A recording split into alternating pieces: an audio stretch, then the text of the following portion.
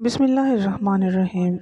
میں جب بھی اپنی بیوی کو اس کے مائکے چھوڑتا تھا تو میری بیوی جو سوٹ پہنتی تھی ویسے ہو بہو سوٹ میں اپنے ہمسائے کی چھت پر دیکھتا تو مجھے بہت عجیب سا لگتا تھا، کیونکہ اس کا مائکا بہت دور تھا۔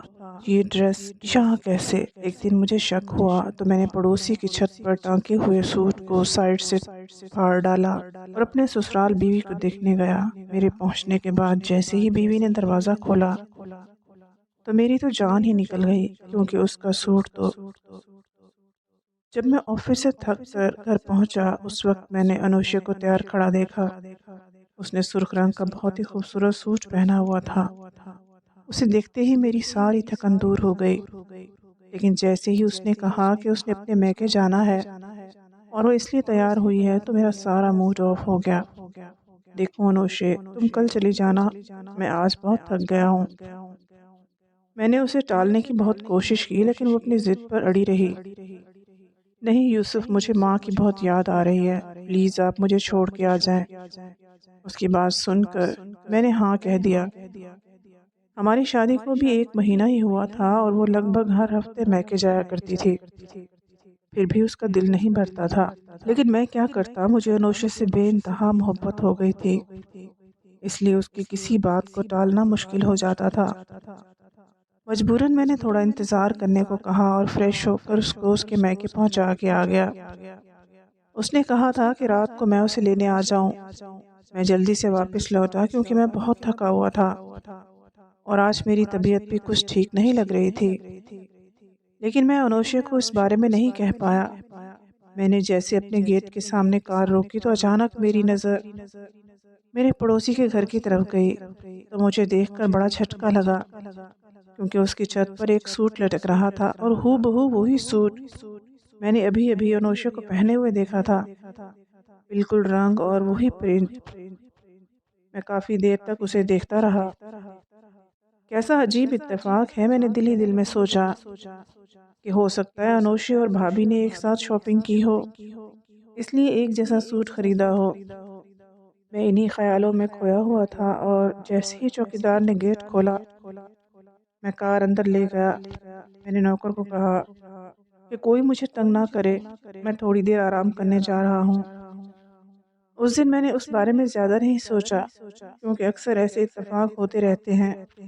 میں رات کے وقت انوشے کو واپس لے کر آیا تھا، لیکن میں اسے یہ بات بتانا بھول گیا کہ یہ ڈریس ہمارے سامنے والے پڑوسی کے پاس بھی ہے۔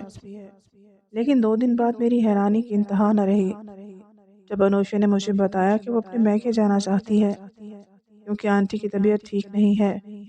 اس وقت وہ پیلے رنگ کے سوٹ میں بے حد خوبصورت لگ رہی تھی۔ میں نے اس کی طرف پیار بھری نظروں سے دیکھا، وہ آج بھی بہت خوبصورت لگ رہی تھی۔ تھوڑی دیر بعد میں نے اسے اس کے میکے پہنچایا، لیکن جیسے ہی میں گھر پہنچا تو دنگ رہ گیا، کیونکہ میرے پڑوسی کی چھت پہ آج بھی وہی سوٹ لٹک رہا تھا جو آج انوشے نے جاتے وقت پہنا تھا۔ ایسا کیسے ہو سکتا تھا؟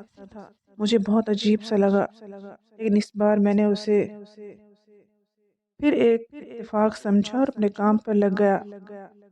لیکن جب تیسری بار ایسا ہوا تو میں سوچ کر رہ گیا، کیونکہ میرے پڑوسی کی چھت پہ آج بھی وہی سوٹ لٹک رہا تھا جو آج انوشے نے جاتے وقت پہنا ہوا تھا۔ ایسا کیسے ہو سکتا تھا؟ مجھے بہت عجیب سا لگا، لیکن اس بار میں نے اسے صرف ایک اتفاق سمجھا اور اپنے کام پر لگ گیا۔ اگلی بار جب ایسا ہوا تو میں سوچ میں پڑ گیا اور میری سوچ شک میں بدل گئی، کہیں ایسا تو نہیں انوشے میکے کا بول کر میرے پڑوسی کے گھر جایا کرتی ہو؟ لیکن ایسا کیسے ہو سکتا ہے؟ میں خود اسے ابھی اپنے ماں کے گھر چھوڑ کر آیا تھا اور اس کا میکا کافی دور تھا۔ یہ سب اتنی جلدی کیسے ہو سکتا تھا؟ لیکن اس دن مجھ سے رہا نہیں گیا اور میں نے اپنے سسرال کی طرف کار دوڑائی اور میں جیسے ہی وہاں پہنچا تو دیکھا کہ انوشے اسی سوٹ میں تھی اور وہاں سب مجھے دیکھ کر حیران رہ گئے۔ یوسف، آپ ابھی تک گئے نہیں؟ اس نے حیرانی سے پوچھا۔ میں کچھ شرما سا گیا اور من ہی من خود کو ٹوکنے لگا کہ میں کتنی بے وقوفانہ باتیں سوچ رہا تھا۔ انوشے کے ماں باپ کا گھر تو ہمارے گھر سے کافی دور تھا، بھلا وہ وہاں کیسے جا سکتی تھی؟ دل میں اپنے آپ کو دھتکارا اور گھر واپس لوٹ آیا اور اپنے پڑوسی عمران کے گھر کی طرف دیکھا جہاں وہی سوٹ ابھی تک لٹکا ہوا تھا۔ مجھے ایک پل کے لیے بھی چین نہیں آ رہا تھا۔ اتفاق ایک یا دو بار ہو سکتا ہے لیکن بار بار نہیں۔ لیکن میں یہ بات زبان پر لانے سے ڈرتا تھا۔ ابھی میری شادی کو دن ہی کتنے ہوئے تھے اور انوشے کو میری بات سے کتنی تکلیف ہو سکتی ہے۔ یہ سوچ کر میں چپ ہو گیا۔ مجھے وہ دن یاد آ رہا تھا جس دن میری شادی ہوئی تھی اور میں انوشے کو دلہن بنا کر گھر لے آیا تھا۔ اس دن میرا پڑوسی عمران میرے گھر مبارک دینے آیا تھا اور اس نے معافی مانگی کہ وہ شادی میں نہیں آ سکا کیونکہ آج اس کی بھی شادی تھی۔ اس کی بات سن کر مجھے حیرانگی ہوئی۔ میں نے کہا سچ میں؟ میں نے مسکرا کر اسے گلے لگایا، مبارکباد دی۔ اس نے اپنی لائی ہوئی مٹھائی کے ڈبے میں سے گلاب جامن نکال کر زبردستی مجھے کھلایا۔ وہ بہت خوش لگ رہا تھا اپنی شادی سے۔ خیر خوش تو میں بھی تھا۔ میری بھی ارینج میرج تھی۔ انوشے کو میں نے پہلی بار دیکھا تھا۔ اسی وقت اسے دل دے بیٹھا۔ وہ میری سیکرٹری سے ملنے میرے آفس آئی تھی۔ وہ میری سیکرٹری عائشہ کی دوست تھی اور ان دونوں کو شاپنگ کے بعد ایک ساتھ لنچ پہ جانا تھا، جس کے لیے عائشہ نے مجھ سے پہلے ہی چھٹی لے لی تھی اور مجھے بھی اسی وقت کسی کام سے باہر جانا تھا۔ جیسے ہی اپنی کیبن سے نکلا تو سیدھا انوشے کے اوپر میری نظر پڑی اور پھر میں نے اسے دیکھا تو دیکھتا ہی رہ گیا۔ وہ اس طرح مجھے اپنی طرف دیکھتا پا کر ہچکچاہٹ محسوس کرنے لگی اور میں نے جلد اپنی نظروں کا رخ موڑ دیا۔ میں نہ چاہتے ہوئے بھی وہاں سے نکل آیا اور جیسے ہی میں نے پیچھے مڑ کر دیکھا وہ دونوں میرے پیچھے ہی باتیں کرتے ہوئے نکلی تھیں۔ انوشے عائشہ کی کسی بات پر کھلکھلا کر ہنسی تھی اور اس کے لمبے بال ہوا میں لہراتے ہوئے اس کے چہرے پر آ رہے تھے جنہیں وہ بار بار پیچھے کر رہی تھی۔ میں نے موقع دیکھ کر عائشہ سے کہا کہ اگر وہ چاہے تو میں انہیں لفٹ دے سکتا ہوں کیونکہ مجھے بھی اس طرف ہی جانا ہے۔ میں نے جھوٹ بولا لیکن مجھے اس طرف نہیں جانا تھا جس طرف انہوں نے جانا تھا، مگر دل کے ہاتھوں مجبور ہو کر میں نے ان سے کہا تھا۔ میری بات کو سن کر عائشہ بہت خوش ہوئی اور انوشے کا ہاتھ پکڑ کر کار میں بیٹھ گئی، لیکن انوشہ جھجکتے ہوئے بیٹھی تھی۔ میرا دل جیسے ہواؤں میں اڑنے لگا تھا۔ اس وقت میں اس کو ہی دیکھے جا رہا تھا اور میں نے اسی دن ہی فیصلہ کر لیا تھا کہ اپنا جیون ساتھی صرف اور صرف انوشے کو ہی بناؤں گا۔ میں اس کی محبت میں اس طرح قید ہو چکا تھا کہ مجھ سے صبر بھی نہ ہو سکا اور 2 دن بعد ہی عائشہ سے سب کچھ کہہ دیا۔ وہ میری بات سن کر بہت خوش ہو گئی۔ اسی نے بتایا کہ انوشے ایک مڈل کلاس فیملی سے تعلق رکھتی ہے اور جاب کر کے اپنے ماں باپ کی اور اپنے چھوٹے بہن بھائیوں کی دیکھ بھال کرتی ہے۔ عائشہ مجھے اس کے بیک گراؤنڈ سے کوئی مطلب نہیں، بس مجھے وہ پسند ہے۔ اب آپ مجھے بتائیں کہ میں کب ان کے گھر جا سکتا ہوں؟ میں نے پوچھا تو اس نے مجھے جلدی بتانے کا وعدہ کیا اور اسی طرح کچھ دنوں کے بعد میں اپنی مما کو لے کر ان کے گھر چلا گیا جہاں ہمارا بڑے اچھے سے ویلکم کیا گیا اور پہلی ہی ملاقات میں رشتہ منظور کر لیا گیا۔ میری خوشی کا تو کوئی ٹھکانہ ہی نہ تھا۔ ماں بھی تیاری میں لگ گئی تھی کیونکہ وہ میرے ساتھ نہیں رہتی تھی، ان کا اپنے گھر کے سوا کہیں دل نہیں لگتا تھا، جبکہ میں جاب کی وجہ سے لاہور میں رہتا تھا جہاں ایک بہت بڑی کمپنی میں مجھے ایک بڑی پوسٹ پر رکھا گیا تھا اور یہ بنگلہ کار سب انہی کی طرف سے تھا۔ مجھے بہت اچھا پیکج دیا جاتا تھا اور بونس وغیرہ ملتا تھا اور اگر کبھی ملک سے باہر جانا ہوتا تھا تو کمپنی اور زیادہ پیسے دیتی تھی۔ میں اپنی جاب اور لائف سٹائل سے بہت خوش تھا اور جب سے انوشے میری زندگی میں آئی تھی تب سے تو لگتا تھا کہ کوئی کمی ہی نہیں تھی زندگی میں۔ میں ہر وقت خدا کا شکر ادا کرتا تھا۔ انوشے بھی میرا بہت خیال رکھا کرتی تھی اور وہ ہر طرح سے بہترین جیون ساتھی ثابت ہوئی تھی، لیکن جب سے یہ سوٹ والا سلسلہ شروع ہو گیا تھا میری تو راتوں کی نیند حرام ہو گئی تھی۔ اب تو میں انوشے سے بھی نہیں کہہ سکتا تھا، جب بھی میں کے جانے کا کہتی تو مجھے بہت غصہ آتا تھا۔ ایک دن تو میں چلا اٹھا، سارا دن ماں کے گھر پہ جانے کیا سوچتی رہتی ہو تم؟ ایک بار بھی یہ نہیں سوچتی کہ میں کیا چاہتا ہوں؟ میری آواز تیز ہو گئی تھی جسے سن کر وہ ڈر گئی تھی۔ کیا ہوا یوسف، مجھ سے کوئی غلطی ہوئی ہے؟ وہ اچانک سے رونے لگی اور اس کے خوبصورت چہرے پر ڈر کے نشان تھے، جیسے اس نے کوئی بھوت دیکھ لیا ہو۔ میرا دل اسے دیکھ کر پگھل گیا اور میں نے اپنے رویے کی اس سے معافی مانگی اور اسے گلے سے لگایا، اور کچھ ہی دیر بعد میں اسے میکے چھوڑ آیا۔ لیکن لوٹتے وقت وہی سوٹ مجھے ہمسائے کے گھر پہ لٹکتا ہوا دکھائی دیا۔ مجھے ڈر لگنے لگا تھا، میں نے اپنی کنپریوں کو دبانا شروع کر دیا تھا۔ ایسا لگ رہا تھا جیسے کوئی میرے سر پہ ہتھوڑے برسا رہا ہو۔ ہر بار میں سچائی جاننے کے لیے واپس جایا کرتا اور انوشے اور اس کے گھر والے مجھے عجیب نظروں سے دیکھا کرتے، اور میں کوئی بہانہ کر کے الٹے قدموں وہاں سے واپس آ جایا کرتا۔ کیا ہو رہا تھا میرے ساتھ کچھ سمجھ میں نہیں آ رہا تھا۔ اب تو انوشے بھی مجھ سے ناراض رہنے لگی تھی۔ میں سارا دن چڑچڑا رہنے لگا تھا۔ آفس میں بھی لوگ میری شکایت کرنے لگے تھے۔ اگر یہ نوکری چلی جاتی تو میں کہیں کا نہیں رہتا، اس لیے مجھے اپنے دل اور دماغ کو تر و تازہ کرنا پڑتا۔ مگر جس کے دل اور دماغ میں اتنا طوفان چلتا ہو وہ بھلا کیسے ٹھیک رہ سکتا تھا۔ بیماری کا بہانہ کر کے 2 ہفتے کی چھٹی لی۔ انہی دنوں میں نے نوٹ کیا کہ انوشے کچھ پریشان سی لگ رہی تھی۔ کبھی کبھی مجھے لگتا تھا کہ وہ رات کو کمرے سے ویسے کہیں چلی جاتی تھی، اور جب میں اٹھ کر پورے گھر میں اسے ڈھونڈتا تو کہیں نہ ملتی۔ مجبوراً جیسے ہی کمرے میں واپس آتا تو بیڈ پر سو رہی ہوتی تھی۔ ایک رات میں نے اسے جگایا، انوشا تم کہاں چلی گئی تھی؟ تب اس نے میری طرف دیکھا، یوسف آپ کو دکھائی نہیں دیتا؟ میں تو سو رہی تھی، بلکہ باہر سے تو آپ آ رہے ہیں۔ شاید وہ الٹا شک بھری نظروں سے دیکھنے لگی تھی۔ اس بات پر میں چپ ہو گیا اور کوئی جواب دیے بنا اپنی جگہ پر لیٹ گیا۔ ہو سکتا ہے میں نے کچھ خواب دیکھا ہو۔ کچھ دن کے بعد سے انوشے اکھڑی اکھڑی سی رہنے لگی تھی۔ میں نے اس سے کئی بار پوچھا کہ کیا پریشانی ہے، تو عجیب سی نظروں سے مجھے دیکھتی اور کہتی، کیا ہوا یوسف، آپ کے دماغ کی حالت ٹھیک نہیں لگتی۔ اس کے اس طرح دیکھنے پر میں اپنا سر پکڑ لیتا۔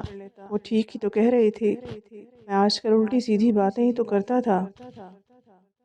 اس بار سوچ لیا تھا کہ اس بات کو تو سلجھانا ہی پڑے گا، اور جیسے ہی میں انوشے کو میکے چھوڑ کر واپس آیا تو دیکھا کہ روز کی طرح وہی جوڑا عمران کے گھر کی چھت پر لٹکا ہوا تھا۔ کچھ سوچ کر میں اندر گیا اور سیڑھیاں چڑھ کر چھت پر آ گیا۔ میری اور عمران کے گھر کی دیوار بالکل ملی ہوئی تھی۔ میں نے چاروں اور دیکھنے کے بعد اس کے چھت پر چھلانگ لگائی اور تار پر ٹنگے ہوئے کپڑے کو ہاتھ لگا کر دیکھا۔ وہ تازہ تازہ دھلے ہوئے تھے، ان میں سے پانی ٹپک رہا تھا۔ میں نے قمیض والے حصے کو بیچ میں سے پھاڑ ڈالا اور ان کپڑوں کو غور سے دیکھنے لگا جنہوں نے مجھے بہت پریشان کیا ہوا تھا۔ میرے پورے جسم میں آگ لگی ہوئی تھی۔ میں جیسے آیا تھا ویسے ہی واپس گیا اور پھر اپنے سسرال کی طرف کار دوڑائی۔ آج مجھے سچائی کا پتہ لگانا تھا، اور آج دودھ کا دودھ پانی کا پانی کرنا تھا۔ میں نے تیز رفتاری سے کار چلائی تھی، اور جیسے ہی میں نے انوشے کے گھر کا دروازہ کھٹکھٹایا تو انوشے نے ہی دروازہ کھولا۔ وہ مجھے دیکھ کر حیران نہیں ہوئی تھی، کیونکہ میں ہمیشہ ہی واپس آ جایا کرتی تھی، واپس آ جایا کرتا تھا، لیکن اس کو دیکھ کر میرے پیروں تلے سے زمین کھسک گئی تھی، کیونکہ اس کی قمیض کا دامن بیچ سے ہی پھٹا ہوا تھا، بالکل ویسے ہی جیسے میں نے پھاڑا تھا۔ یہ سب دیکھ کر مجھے اتنا غصہ آیا کہ میں اپنے ہوش و حواس کھو بیٹھا اور بنا سوچے سمجھے انوشے کے گال پر زور سے تھپڑ دے مارا۔ وہ اس حملے کے لیے تیار ہی نہیں تھی اور چکرا کر گر پڑی اور زور زور سے چلا کر سب کو بلانے لگی، ماں، بھائی، ابو جی۔ اس کے اس طرح کے چلانے پر سب کے سب اکٹھے ہو گئے تھے اور مجھے کچھ دکھائی نہیں دے رہا تھا۔ میں نے اس کا ہاتھ پکڑ کر کھینچ لیا، چلو میرے ساتھ، میں چلایا۔ میری ساس نے کہا، کیا ہوا بیٹا، ایسا کیوں کر رہے ہو؟ میری ساس سسن حیران پریشان اور پوچھنے لگے، میری ساس پھول رہی تھی، آپ یہ سب اپنی بیٹی سے کیوں نہیں پوچھتے؟ کس کو بیوقوف بنا رہی ہے یہ؟ میں اس کی طرف اشارہ کر کے ان کو بتانے لگا، مگر بیٹا اس نے کیا کیا ہے؟ میرے سسر نے میرا ہاتھ پکڑ کر نرمی سے پوچھا، انکل اس سے پوچھیں کہ اس کی قمیض ایسے پھٹی۔ میں نے اپنی ساس کو بڑے غصے سے کہا، میری باتوں سے وہ سب چونک گئے، ایک دوسرے کی طرف دیکھ رہے تھے، لیکن اس کی قمیص تو ابھی بھی گیٹ سے اندر آتے ہوئے پھٹی ہے۔ دروازے پر کیل لگی تھی۔ بیٹا وہ سب ایک زبان ہو کر مجھے بتانے لگے، اور انوشی ابھی تک زمین پر بیٹھی آنسو بہاتی جا رہی تھی۔ یہ نہیں ہو سکتا، آپ سب اس کے ساتھ ملے ہوئے ہیں، اس کے جھوٹ میں اس کا ساتھ دے رہے ہیں۔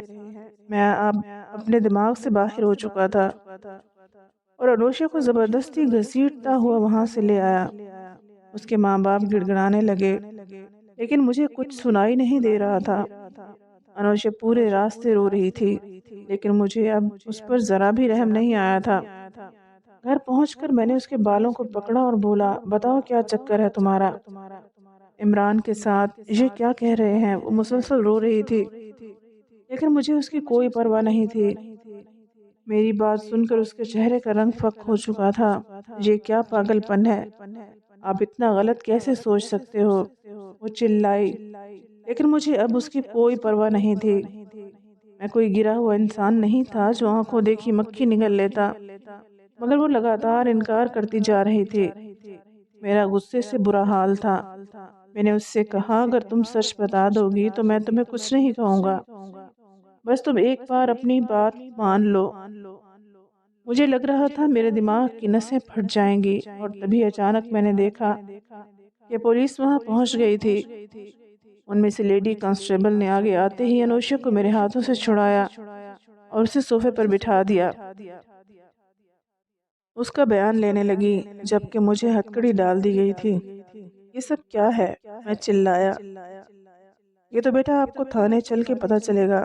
وہ پولیس انسپکٹر ہنسنے لگا اور مجھے گھسیٹتا ہوا پولیس کی گاڑی میں ڈالا، جبکہ جاتے وقت میرے کانوں میں انوشے کی آواز لگاتار گونجتی جا رہی تھی، یہ میرا شوہر پاگل ہے، پہلے دن سے اسے پاگل پن کے دورے پڑتے آ رہے ہیں۔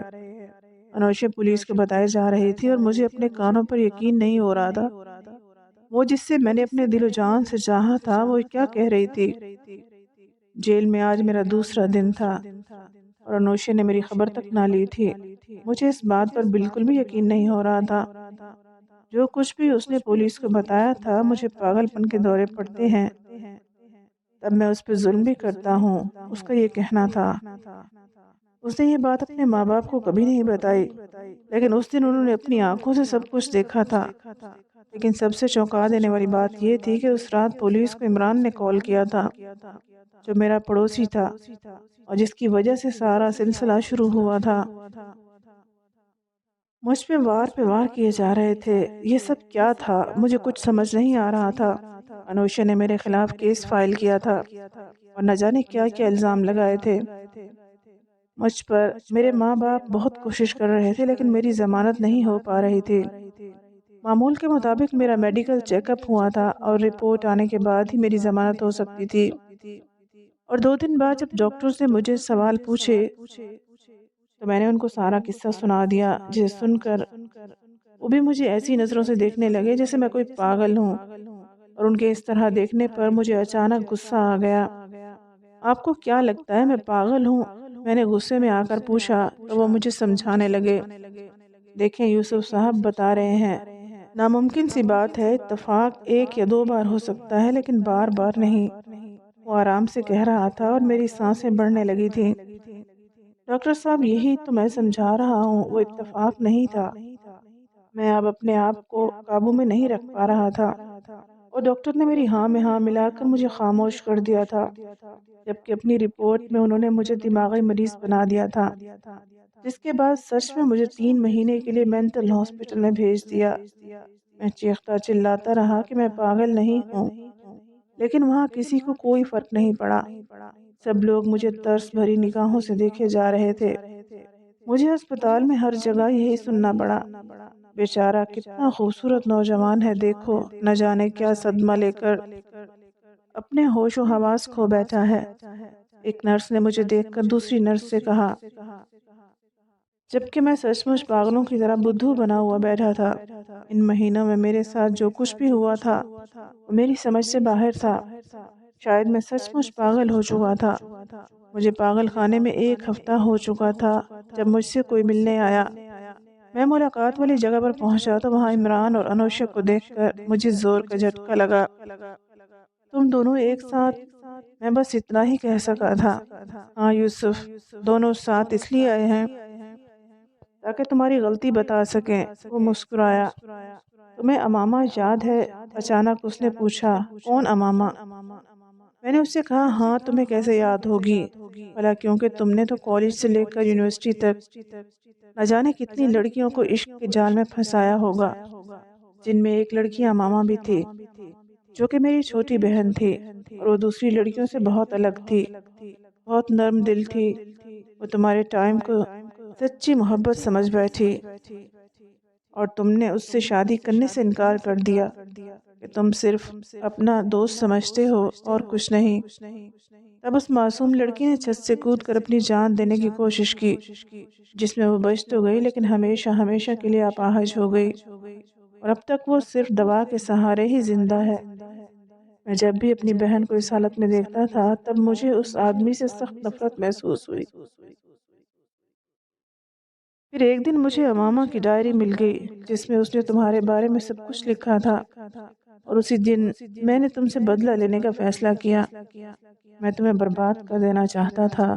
سب سے پہلے تو میں نے تمہارے گھر کے بغل میں گھر خرید لیا، اور انوشا جو میرے آفس میں کام کیا کرتی تھی، اس کی چھوٹی سی جاب تھی، بڑی مشکل سے اس کا گھر چلتا تھا، لیکن یہ بہت خوبصورت تھی، اس لیے میں نے انوشا کو ایک بڑی رقم کے بدلے میں یہ سب ناٹک کرنے کو کہا تھا، اور میری خوشی کا ٹھکانہ نہ رہا جب تم نے انوشا کو پہلے ہی نظر میں پسند کر لیا تھا۔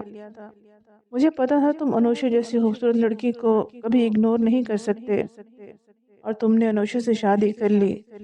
پھر میں نے جو پلان بنایا تھا اس کو انجام دینا شروع کر دیا۔ پہلے تو تم نے کئی دن تک میرے گھر کی طرف نہیں دیکھا، مگر ایک دن تمہاری بھٹکتی ہوئی نظر میری چھت پر پڑ گئی، جو کہ تمہاری بربادی کی وجہ بن گئی۔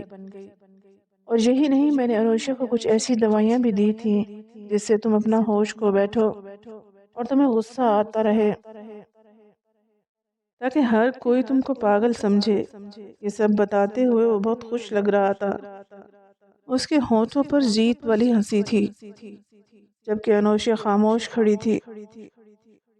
مجھے دھیرے دھیرے سب کچھ یاد آنے لگا تھا۔ اب مجھے غصہ نہیں آیا کرتا تھا کیونکہ میں ایک نرم مزاج قسم کا بندہ تھا، اور یہ سب عمران کی دی ہوئی دوائیوں کا اثر تھا، جبکہ یہاں مجھے خاموش رہنے کی دوائی دی جا رہی تھی۔ اب مجھے پاگل پن کے دورے نہیں پڑتے تھے، اور آج بھی میں پورے ہوش و حواس میں تھا۔ میں نے بڑی مشکل سے اپنا منہ کھولا اور بولا، امامہ کے ساتھ جو کچھ ہوا اس کا مجھے بہت افسوس ہے، لیکن تم نے بہت بڑی بھول کر دی۔ امامہ اور میں کلاس میں تھے، لیکن امامہ جس یوسف کو چاہتی تھی وہ ہم سے سینئر تھا۔ میری تو امامہ سے کبھی ہیلو ہائے بھی نہیں ہوئی تھی۔ وہ ہر وقت فائنل ایئر کہ یوسف کے ساتھ دکھائی دیتی تھی، جو ایک امیر باپ کی بگڑی ہوئی اولاد تھا، اور ہر روز ایک نئی لڑکی کو پھنساتا تھا۔ مجھے سب کچھ پتا تھا کہ امامہ نے یونیورسٹی آنا کیوں بند کر دیا تھا۔ مجھے بس اپنی پڑھائی سے مطلب تھا، اور جب تم نے امامہ کی ڈائری میں یوسف کا نام لکھا دیکھا، تب بدقسمتی سے اس کی کلاس میں جو یوسف تھا وہ میں تھا۔ تم نے بس اس کی کلاس میں مجھے دیکھ کر مجھے وہ یوسف سمجھ لیا کہ میں ہی وہ یوسف ہوں، اور آگئے میری زندگی برباد کرنے۔ کم سے کم ایک بار کسی سے پوچھ تو لیتے کہ امامہ کے ساتھ کون ہوتا تھا۔ صدمے اور درد سے میرا برا حال تھا۔ مجھے اس گناہ کی سزا مل رہی تھی جو میں نے کیا ہی نہیں۔ میری کہانی سن کر عمران اور انوشے صدمے میں آ چکے تھے۔ ان دونوں کے چہرے دیکھنے لائق تھے، جبکہ میں خوش تھا کہ میں نے کوئی گناہ نہیں کیا تھا۔ اس دن تو وہ دونوں چلے گئے، اور 2 دن بعد ہی مجھے چھوڑ دیا گیا۔ عمران اور انوشے نے اپنا گناہ قبول کر لیا تھا۔ جب مجھے پتہ چلا تو میں نے جلدی سے اپنے وکیل سے بات کی اور ان دونوں کو معاف کر دیا۔ میں جانتا تھا انہوں نے جرم کیا تھا، لیکن انوشا نے غریبی سے تنگ آ کر یہ آفر قبول کی تھی۔ وہ اپنے بیمار باپ کی دوائیاں اور گھر کا خرچہ پورا نہیں کر پا رہی تھی، اور عمران نے بدلے کی آگ میں یہ سب کیا تھا۔ میں اپنے گھر واپس لوٹ چکا تھا، لیکن میں چونک گیا جب وہاں میں نے انوشا کو میرا انتظار کرتے ہوئے پایا۔ انوشا تم یہاں، میں آپ کی گنہگار ہوں، مجھے معاف کر دو، اور اگر تمہارے دل میں میرے لیے تھوڑی سی جگہ ہے تو مجھے اپنی زندگی سے مت نکالنا۔ مجھے آپ سے محبت ہو گئی ہے یوسف، آپ جیسا انسان میں نے آج تک اپنی زندگی میں کبھی نہیں دیکھا۔ میں آپ کو بالکل کھونا نہیں چاہتی ہوں۔ وہ میرے قدموں میں گر گئی تھی، اس کا پورا جسم کانپ رہا تھا۔ میں اس سے نفرت کرنے کی لاکھ کوشش کرتا، لیکن یہ دل اس کے ایک آنسو سے ہی پگھل چکا تھا۔ وہ اب بھی میری بیوی تھی۔ میں نے اس کے کندھوں کو پکڑ کر اسے اٹھایا اور اس کے آنسو پوچھے۔ انوشے، اگر تم باقی اپنے کیے پر شرمندہ ہو تو میں تمہیں معاف کرتا ہوں، مگر یہ یاد رکھنا کہ میں بھی ایک انسان ہوں، شاید بار بار معاف نہ کر سکوں۔ میری باتوں پر وہ پھوٹ پھوٹ کر رونے لگی، اور میں نے دل میں سوچا یہ پچھتاوے کے آنسو ہیں، اس کا مطلب ہے کہ انوشے کو سچ میں مجھ سے محبت ہو گئی تھی۔ میں نے خدا کا شکر ادا کیا جس نے مجھے میرا سب کچھ واپس کر دیا تھا، ورنہ ایک غلط فہمی کی وجہ سے میری پوری زندگی تباہ ہونے جا رہی تھی۔ اس لیے بڑے بزرگ صحیح کہتے ہیں کہ کوئی بھی کام کرو تو سوچ سمجھ کر کرنا چاہیے۔ امید ہے آپ کو آج کی کہانی پسند آئی ہوگی۔ مزید کہانیاں سننے کے لیے ہمارے چینل کو سبسکرائب کر لیں۔ اگلی کہانی تک اجازت دیں۔ اللہ حافظ۔